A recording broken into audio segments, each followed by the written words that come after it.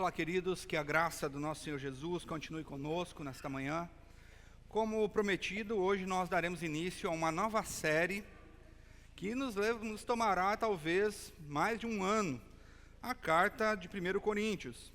Mas antes de adentrarmos propriamente na carta, nós precisamos ver como esta igreja nasceu. Como nasceu a igreja na cidade de Corinto. Então eu convido vocês a abrirem a palavra de Deus no livro de Atos, capítulo 18. Nós faremos a leitura até o verso 11.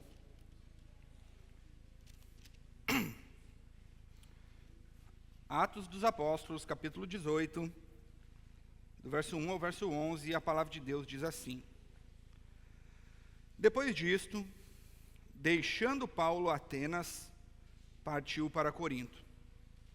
Lá, encontrou certo judeu chamado Áquila, natural do Ponto,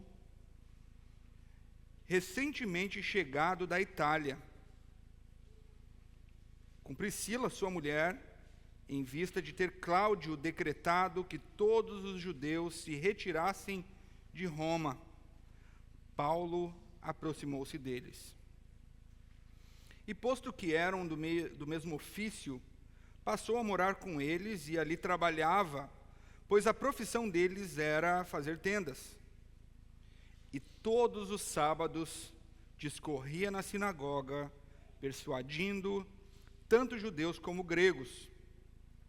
Quando Silas e Timóteo desceram da Macedônia, Paulo se entregou totalmente à palavra, testemunhando aos judeus que o Cristo é Jesus.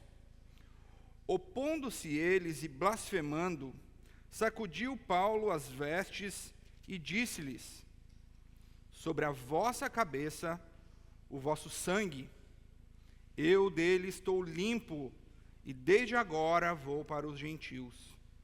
Saindo dali, entrou na casa de um homem chamado Tício Justo, que era temente a Deus.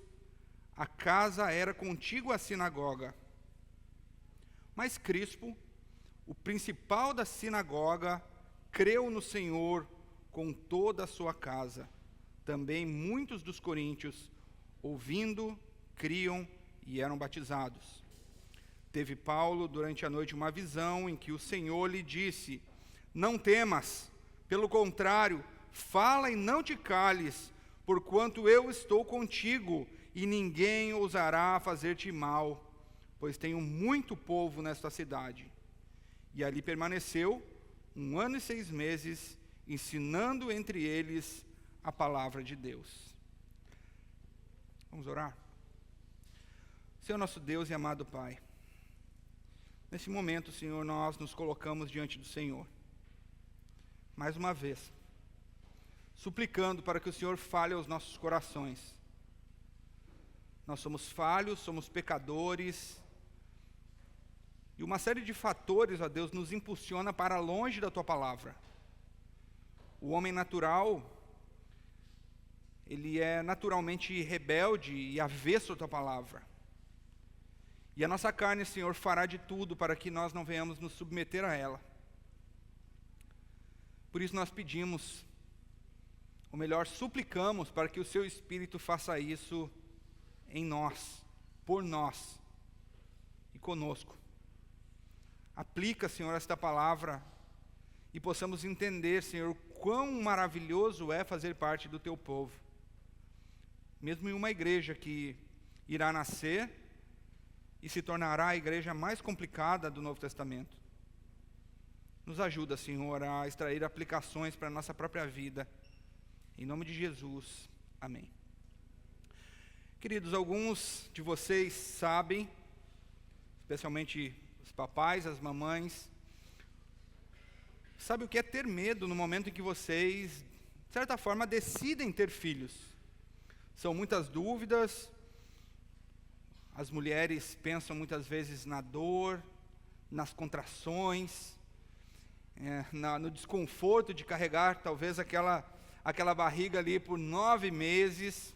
São muitas as dificuldades que a mulher passa nesse momento, Mas os homens também sentem o peso, a responsabilidade com aquela criança que virá. Há dúvidas: será que eu vou conseguir? Será que eu vou conseguir sustentar esta criança? Será que eu conseguirei ensinar esta criança? E então vem o medo. Será que eu devo? Como será? Este mesmo sentimento sentiram as mulheres hebreias no Egito. Então, no Egito, o povo de Deus vivia sob opressão. E, obviamente, humanamente falando, o mais sensato seria não ter filhos. Por que terei filhos em um mundo tão complicado? Sob escravidão, sobre a chibata de Faraó. E não apenas isso, a ameaça de ter todos os filhos homens mortos no momento do parto, que era exatamente o que acontecia no momento que nascia um filho homem. Por ordem de Faraó, as parteiras deveriam matar estas crianças. Faraó então decreta a morte para conter o crescimento do povo, mas algo muito interessante acontece. As famílias obedecem o mandato de multiplicação, que diz: multiplicai-vos e sede fecundos, e as mulheres hebreias continuam gerando crianças. Mesmo com medo, mesmo sem garantias, Deus fazia crescer a igreja como nação. Deus fazia crescer a igreja como nação.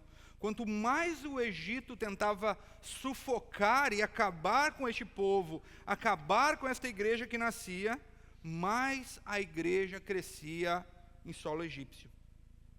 Então a igreja, nós já estudamos em algumas classes da escola dominical, ela já existia antes do Egito, mas em forma de promessa. Chegará um dia que estas coisas aconteceriam. Mas aqui o que nós estamos observando é que a igreja ela começa a crescer e ganhar cara ou identidade de nação. Nasce a nação de Israel, aquilo que havia sido prometido por Jacó, para Jacó, quando tem o seu nome mudado para Israel, agora está se concretizando. Eles ganham identidade de nação. Algo que, interessantemente, o apóstolo Pedro, na sua primeira carta, no capítulo 2, verso 9, dirá para a igreja no Novo Testamento: vós, porém, sois raça eleita, sacerdócio real, nação santa, povo de propriedade exclusiva de Deus. As promessas de Israel se cumprindo na igreja. Então, como uma mãe que protege o filho, Deus guarda o seu povo quando ele cresce. E este aqui é o mesmo padrão que nós observamos tanto no Antigo Testamento como no nascimento da igreja de Corinto. O Senhor que faz a igreja nascer. É Ele que cria esta igreja, mesmo em um ambiente improvável, marcado pela corrupção, marcado pela oposição. O que seria mais natural dizer: por que eu gerarei uma igreja no meio de uma cidade corrupta como Corinto? Então, qual é o contexto aqui? Nós vamos ver que o apóstolo Paulo, já no verso 1, ele diz: depois disso, deixando Paulo Atenas, partiu para Corinto. Então, Paulo ele deixa Atenas, o centro intelectual da Grécia, onde ele permanece, segundo as Escrituras, por pouco tempo, porque ali simplesmente não foi o lugar que Deus escolheu para que a igreja fosse plantada, para que a igreja nascesse. Ao contrário disso, a cidade de Corinto, uma cidade de médio porte, talvez entre 300 a 800 mil pessoas, uma cidade que era conhecida pelos inúmeros templos pagãos, e um muito interessante, chamado o Templo de Adoração de Afrodite, que ficava situado em cima do monte Acrocorinto, o monte sagrado da cidade de Corinto, ou Acrópolis. E neste templo haviam não apenas adoradores, mas adoradores conhecidos como prostitutas cultuais.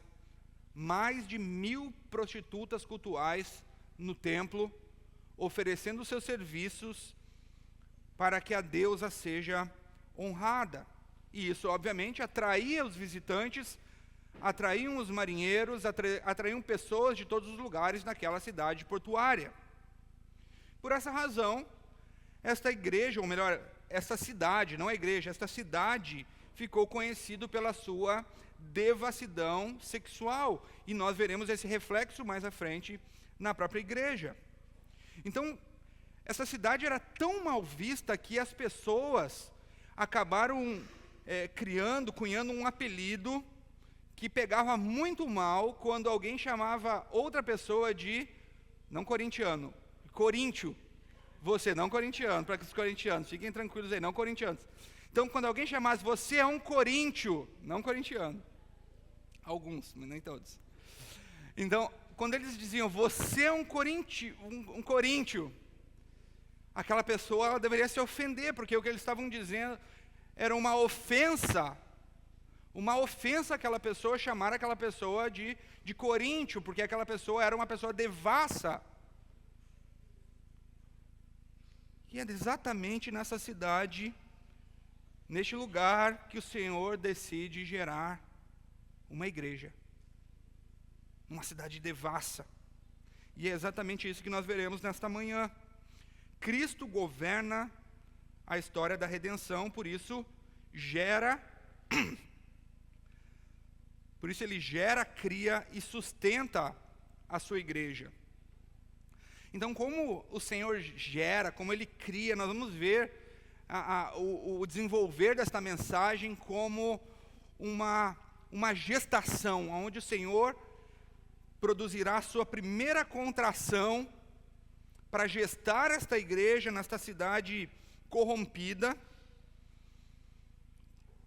guiada pela sua providência e pela palavra de Deus. É exatamente isso que nós veremos. No primeiro ponto, Cristo providencialmente gera a igreja de Corinto, reunindo seu povo pela palavra.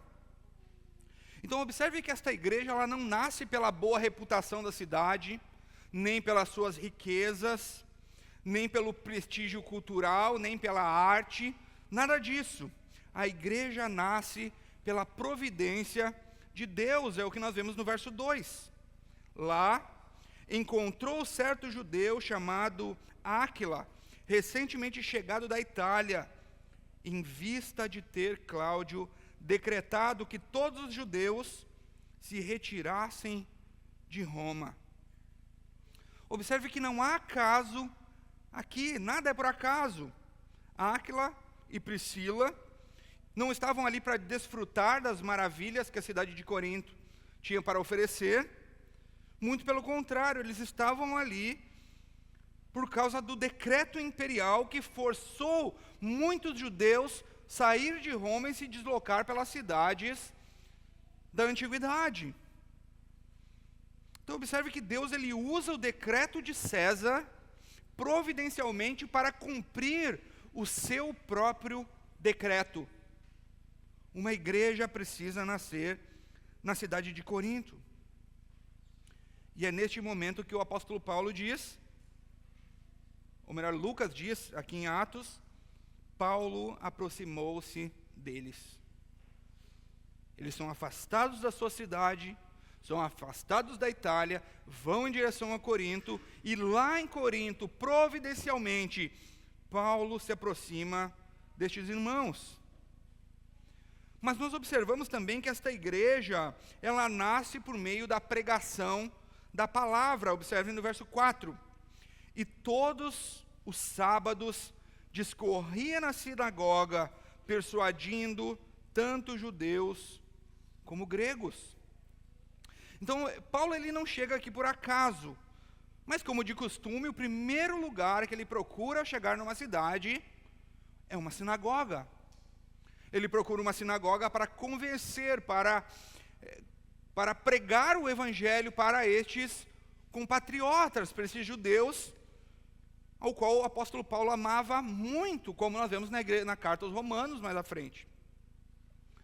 E todos os sábados ele ia a esta igreja. Segundo o texto, Esta igreja eu digo porque esta é a assembleia do povo de Deus reunida no Antigo Testamento. Mas a pergunta é o que ele pregava, como ele pregava? Bom, o texto nos fala, ele discorria e persuadia.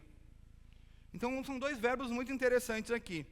Discorreu é o mesmo verbo que nós usamos para dialogar, a mesma palavra grega para o português. Diálogo, ele argumentava, debatia, um verbo que descreve raciocínio público e exposição com respostas e objeções. E o verbo persuadir aqui é buscar convencer, uma palavra enfatizando o esforço contínuo de levar o ouvinte à convicção, um apelo de mente, um apelo à consciência daquele ouvinte. Então, observe que estes judeus, estes gregos tementes, chegavam naquela região, chegavam naquela sinagoga, e eles, conhecedores do Antigo Testamento, o apóstolo Paulo dialogava, ele insistia, ele argumentava, ele organizava o seu pensamento para persuadir estas pessoas para pregar alguma coisa. E este alguém é o que nós veremos no verso 5. A igreja nasce pelo testemunho do Cristo nas Escrituras. Observe o verso 5. Paulo se entregou totalmente à palavra, testemunhando aos judeus que Cristo é Jesus. Cristo é Jesus. Então a palavra de Deus nos mostra que Paulo ele se dedica agora completamente, pregando este evangelho, pregando este Cristo. Mas qual é a pregação? Qual é a pregação? Quais são os argumentos? Da onde ele tira este Cristo? O conteúdo desta pregação é: Cristo é o Messias. Ele é o Messias. Ele não apresenta o Senhor como um filósofo, ele não apresenta o Senhor como um professor, um mestre de moral, de ética, tampouco como um curandeiro. Ele não apresenta o Senhor como aquele que veio para suprir os desejos pecaminosos, mas o Messias prometido nas Sagradas Escrituras. Talvez uma mensagem muito, muito diferente das mensagens que nós temos escutado na igreja do século 21.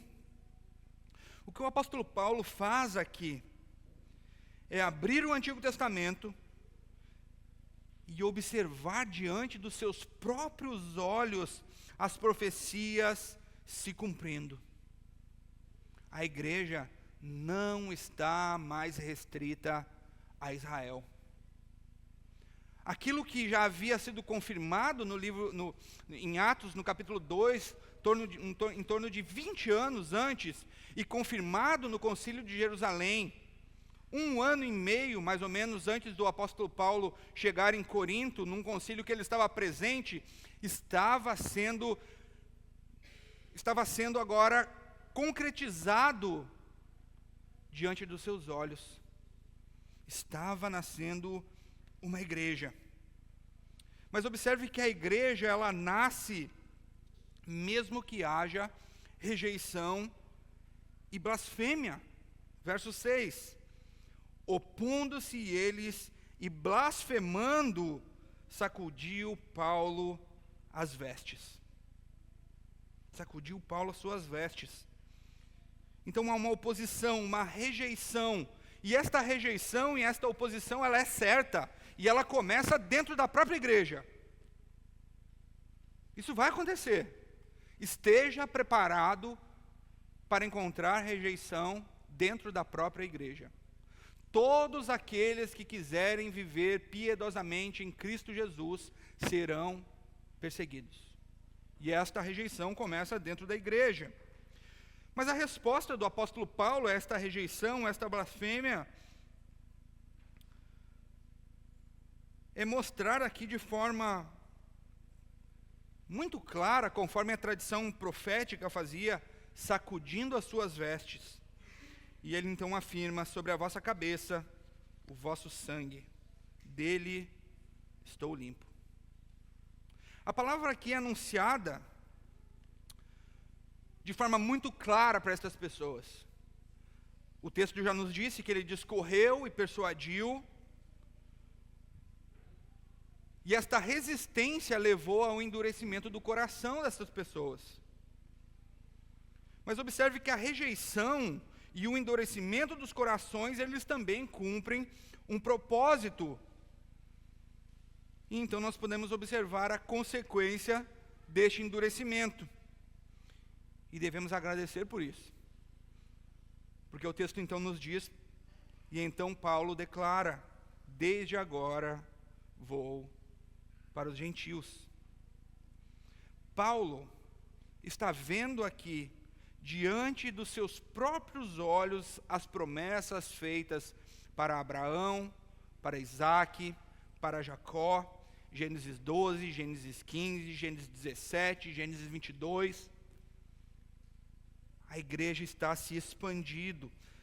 Aquilo que havia sido anunciado em Gênesis 3:15 está se manifestando diante dos olhos do apóstolo Paulo. A igreja está se expandindo para as nações.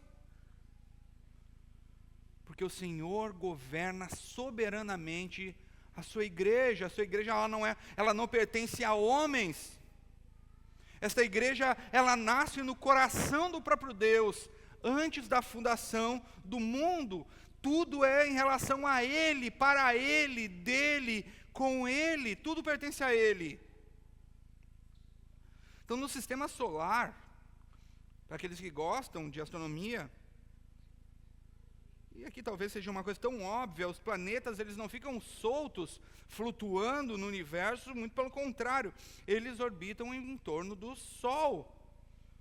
Porque o Sol, ele é mais forte, ele é maior, nem todos os planetas, óbvio, mas o Sol, ele não precisa correr atrás dos planetas.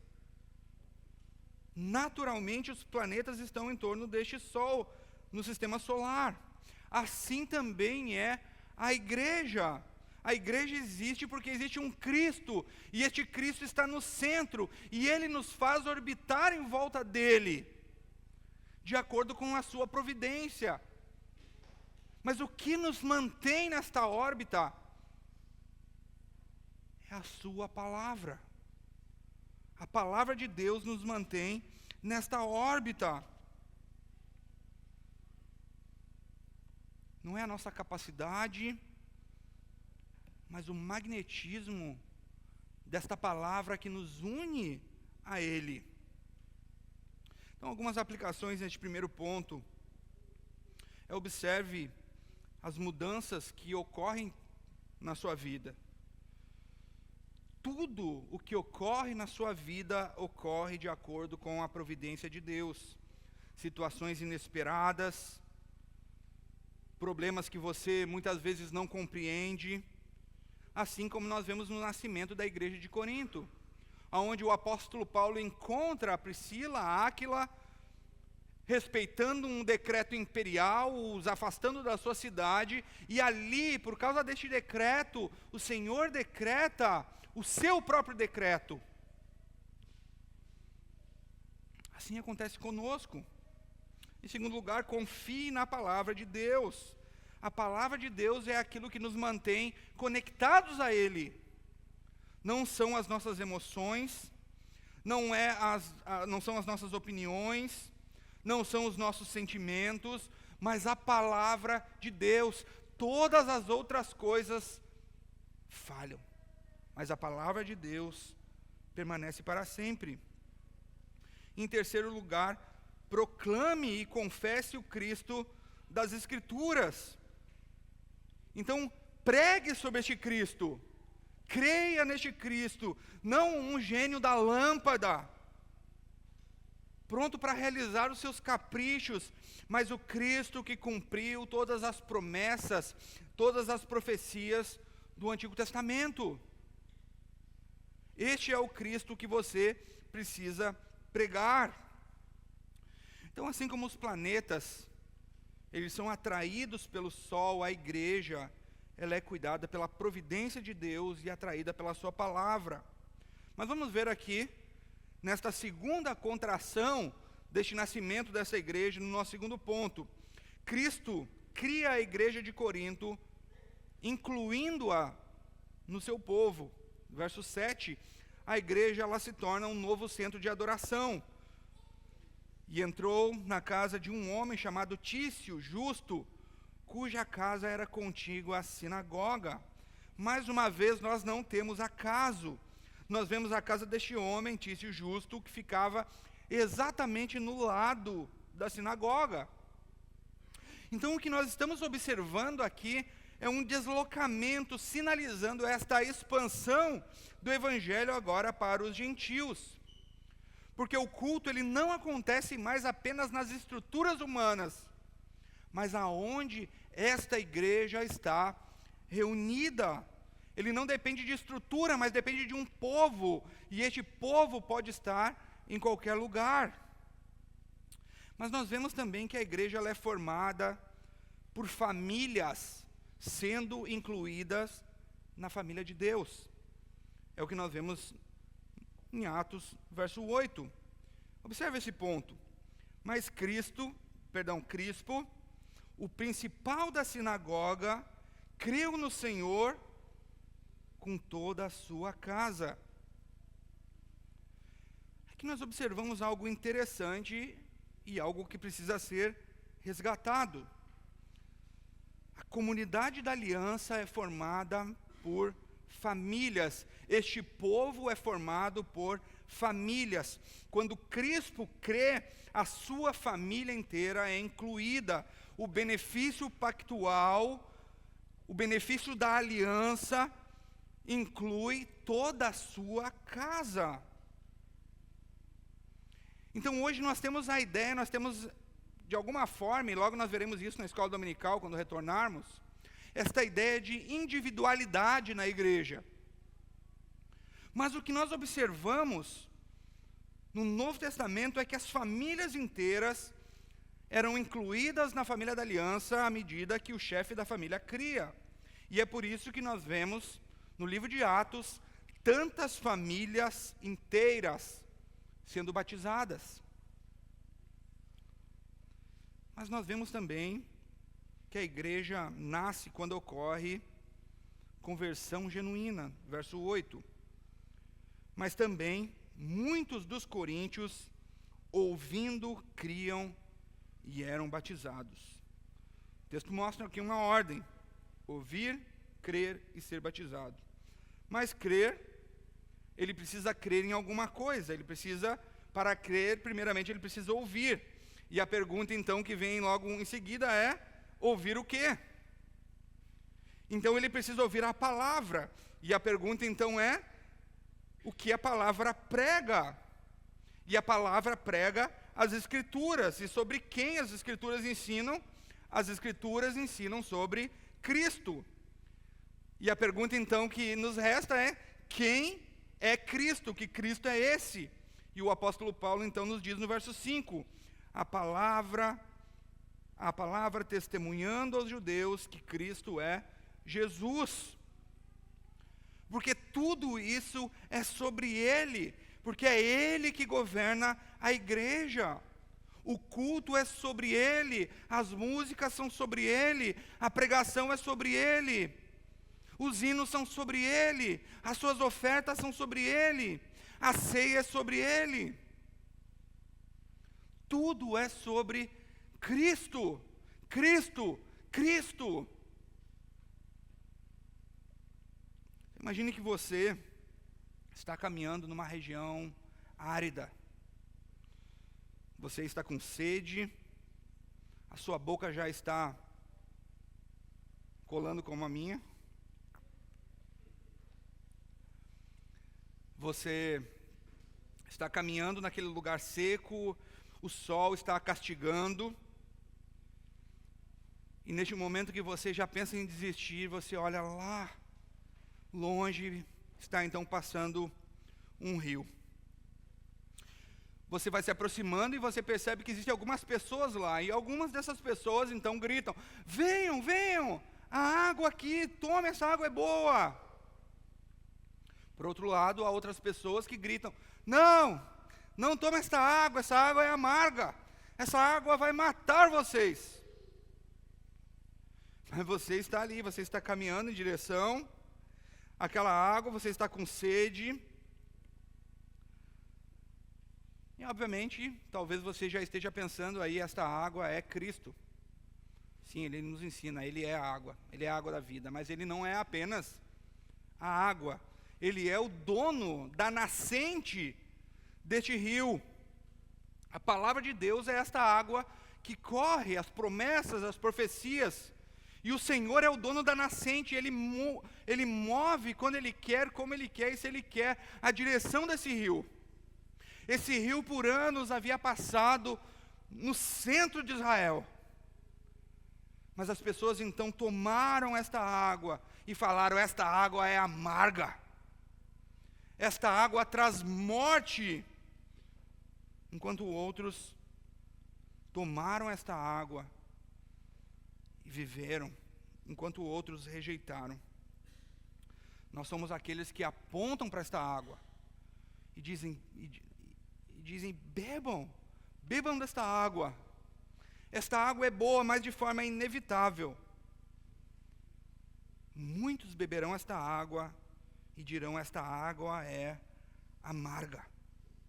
Alguns irão ficar saciados e outros irão morrer.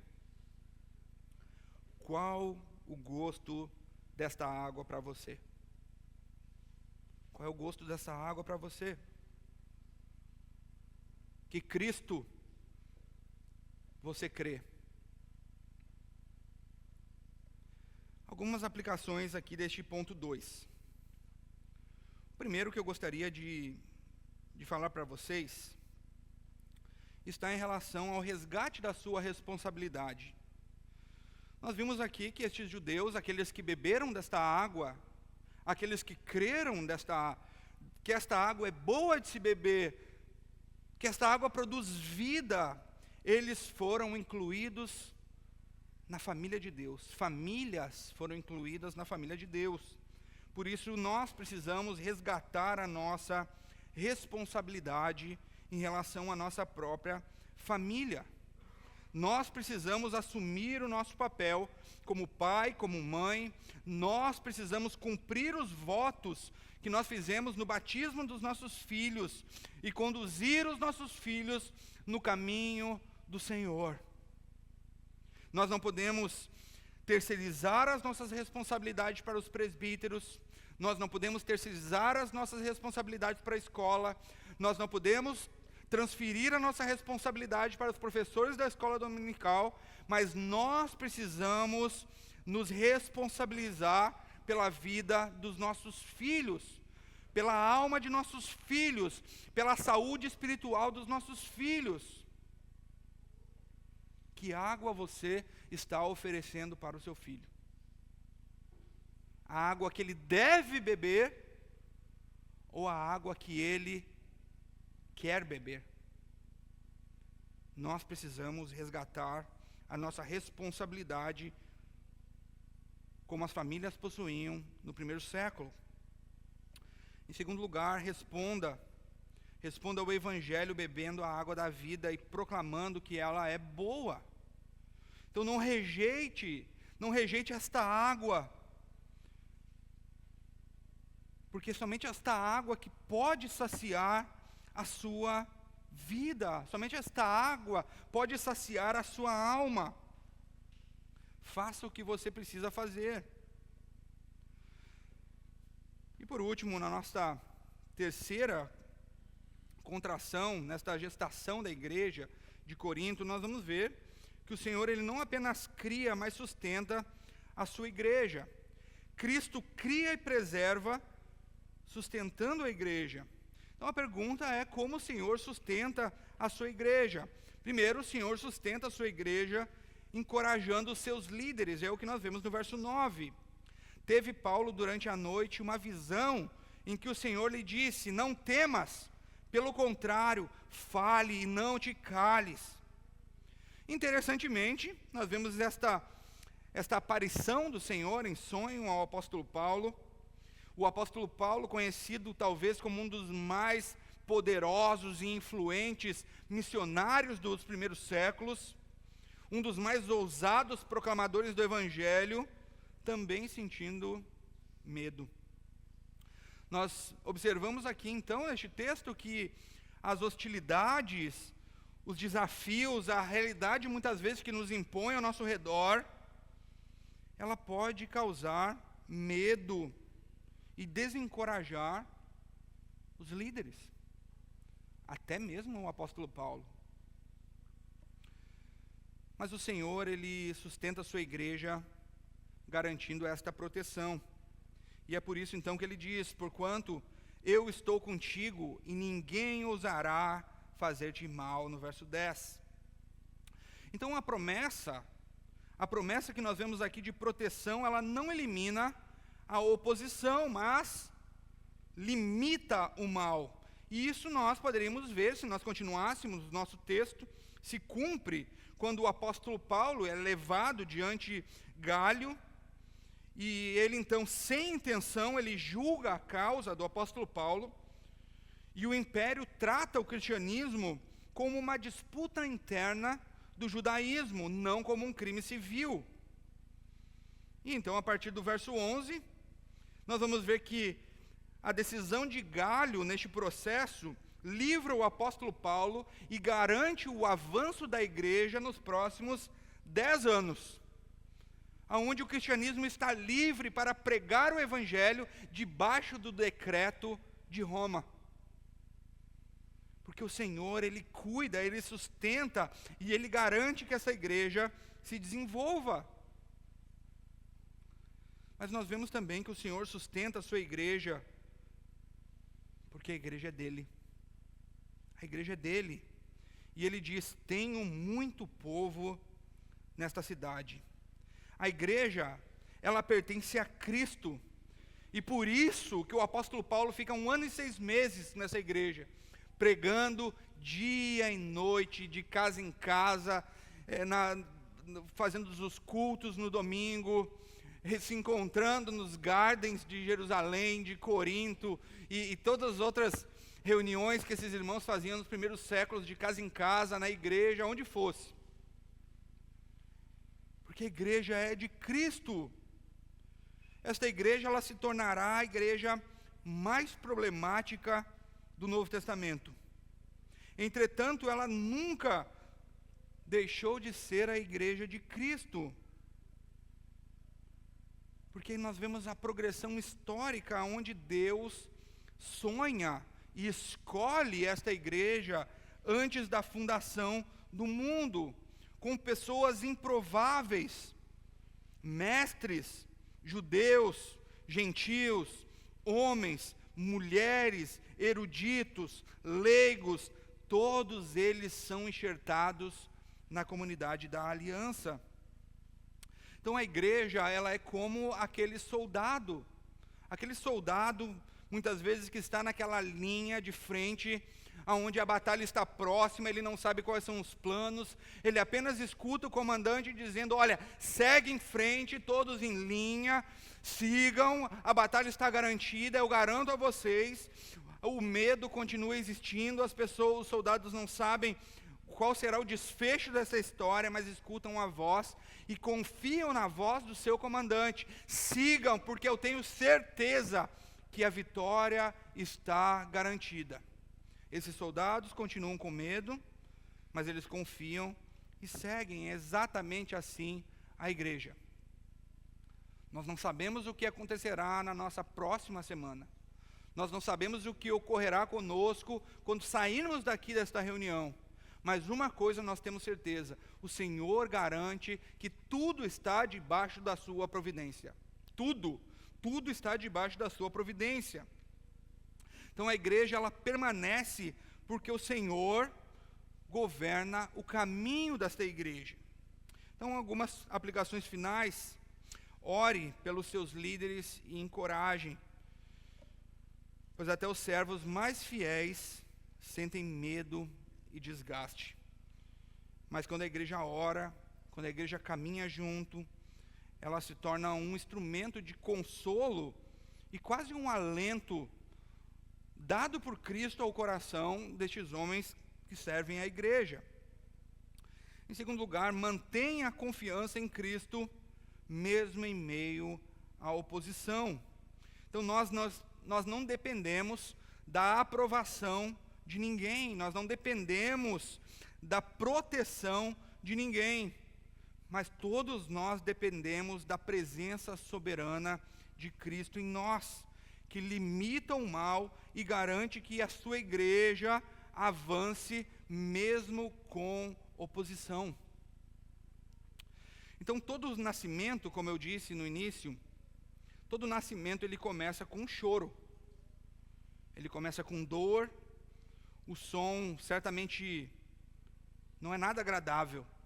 Então, para todos aqueles que já presenciaram um parto, é até um pouco dramático no momento onde aquela criança recém-nascida sai, o médico ali faz um esforço para que a criança chore. Mas quando a criança chora, isso não é algo ruim, muito pelo contrário. Fica claro diante dos pais, diante da equipe médica, que aquela criança é uma criança sadia e há vida. Foi assim no Egito. Os decretos de Faraó tentavam silenciar aquele choro, mas a obediência das mulheres hebreias foi maior. E foi assim também em Corinto. Em meio à idolatria, em meio à imoralidade e em meio à oposição, o choro da igreja começa a ser ouvido, porque ali nasce uma igreja que é a igreja de Deus. E a igreja nasce assim. A igreja ela não nasce com pragmatismo, ela não nasce através da engenharia da mente humana, mas muitas vezes ela pode nascer com lágrimas. Ela não nasce em ambientes com canhões de fumaça, mas em lugares inesperados, com pessoas improváveis. O mundo tenta abafar o choro, muitas vezes a própria igreja tenta abafar o choro, muitas vezes a própria igreja tenta rejeitá-lo, e a oposição pode ocorrer e ocorrerá, mas quando Deus decide dar à luz a um povo, nada pode impedir a igreja de nascer e florescer. Que o Senhor nos abençoe. Senhor nosso Deus e amado Pai, nós oramos, Senhor, mais uma vez ao Senhor e suplicamos para que esta palavra ela encontre morada em nós. Permita, ó Deus, que possamos nesta manhã ter experimentado o gosto suave e doce desta água que lhe é oferecida, que nos é oferecida.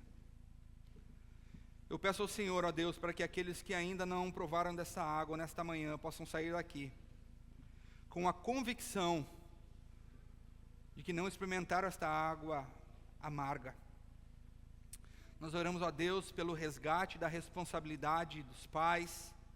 Nós oramos, ó Deus, para que o Senhor nos ajude a manter a confiança na sua palavra e também, ó Deus, na sua providência. Mesmo quando há situações inesperadas, situações onde não há mais saída humana, o Senhor está ali. Coloca esta confiança em nós, em nome de Jesus. Amém. Vamos nos colocar em pé e receber a bênção?